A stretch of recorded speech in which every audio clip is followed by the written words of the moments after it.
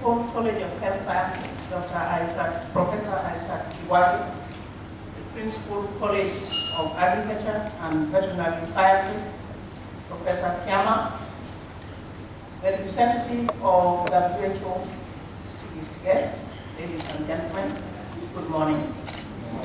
I have a very simple role of welcoming you to Kenya and to share with you our commitment to support the initiative, and also to tell you that we really value the partnership, we value the collaboration, and we also acknowledge the fact that all the things that we want to do are not possible if we don't work together, if we don't share experiences, and if we do not have opportunities to learn from others, to know the best practices in terms of research initiatives, in terms of innovation, and in terms of infrastructure development. We need this kind of synergy so that we can move forward the health sector to improve the quality of life, not only in this country, but in this continent and indeed the world.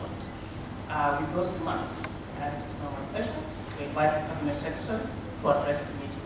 Karibuni.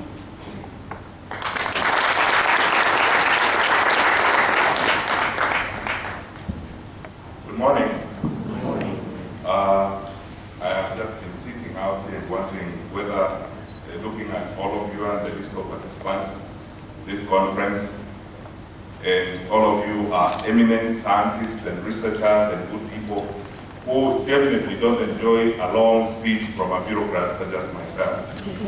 So I think I will save you the agony of listening to my 5 pages of a speech this morning by just being practical and straightforward this morning. I have a very simple role. On behalf and on behalf of my colleagues from government, first and foremost, welcome you all to Nairobi, especially those of you, our colleagues, who are coming from outside our country. I want to thank Professor Kiwagi and the College of Health Sciences and our colleagues from the University of Nairobi for playing host to this important meeting. And we're very grateful for the opportunity to host all of you here. And I want to point out at the onset that this is very important to us. And therefore, I'll make a few points before I open the meeting. The full length of my speech will be shared online, and I think that will save all of us time. We're very grateful indeed for the work that continues to be done by the Medical Education Partnership Initiative Program. And I want to take this opportunity to express gratitude to the US government for their continued support of this initiative. I am told this is the 6th annual symposium of this kind that is being held in Nairobi.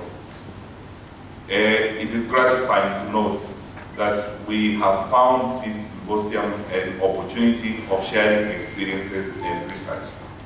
For those of you colleagues who come from the continent, you understand that some of the challenges we face in medical practice and research are comparable. They are the same. And opportunities such as has been provided by the Medical Education Partnership Initiative for experience sharing, knowledge exchange, and sharing research and information is critical for us to develop medical education and research, not just in our country, but in the region and on the continent. We have suffered a great deal, especially those of us from the continent. First, because of scarcity and challenges of resources, we do not end up training enough medical practitioners for our populations. And even when we train the medical practitioners that we have in our countries, we again lose them because they migrate out of the continent and work in the north. countries like Australia and Canada are the greatest beneficiaries of immigrant medical practitioners from the continent. So the resources that we spend, and some of my colleagues in the higher education sector advise me that we lose as much as 21 billion US dollars in the amount of resources that we spend in training medical practitioners who end up moving to the north as soon as we complete training them. Many of our countries have got a serious challenge when you look at the number of the ratio of doctors to the population. And this challenge can be made partly by exchanges such as we are doing, by knowledge sharing, by opportunities such as we have here, so that we can grow and develop medical education and practice on the continent. But I want to challenge us to try and see how we can work together, governments and training institutions, to reverse the losses that we are suffering. Because we cannot put $2 billion US dollars in training and lose out the resources in the practitioners who are leaving our countries to go and practice and work in the north. I think as governments, we need to work hard and see what it is we need to do from a policy point of view to retain the medical practitioners that we train on the continent.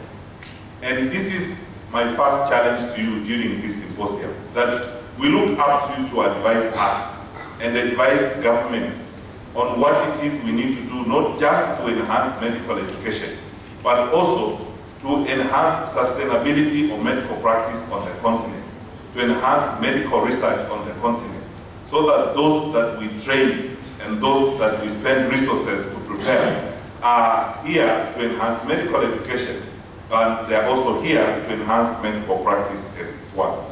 The continent has suffered a great deal in the past as a result of this. And you know, the recent outbreak of Ebola demonstrated some of the gaps and the challenges that we have in research and in practice. That we have still, so many years after our independence, and so many years after we have established medical training institutions, we still have to depend on other regions of the world to help us deal with some of the challenges we have. I think time has come for us to discuss this very effectively, and I hope that during this symposium you will spend time to look at how you can advise us on the right policies we need to have to strengthen our capacities in medical education, our capacities in medical practice on the continent, so that next time, God forbid, we have a medical challenge on the continent, we are able to deal with it without looking helpless as it were.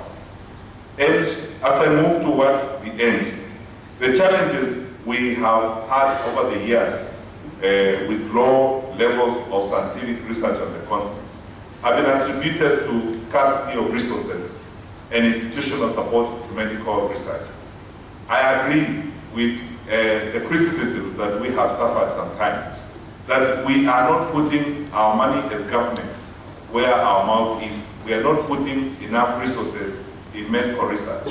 Quite frankly, if I maybe be more honest, it is saddening that most of the medical educational research on the continent is heavily donor dependent and funded by development institutions outside of the continent. I want to urge governments on the continent, colleague governments, that it's time for us to have a very systematic focus and framework of funding medical research on the continent.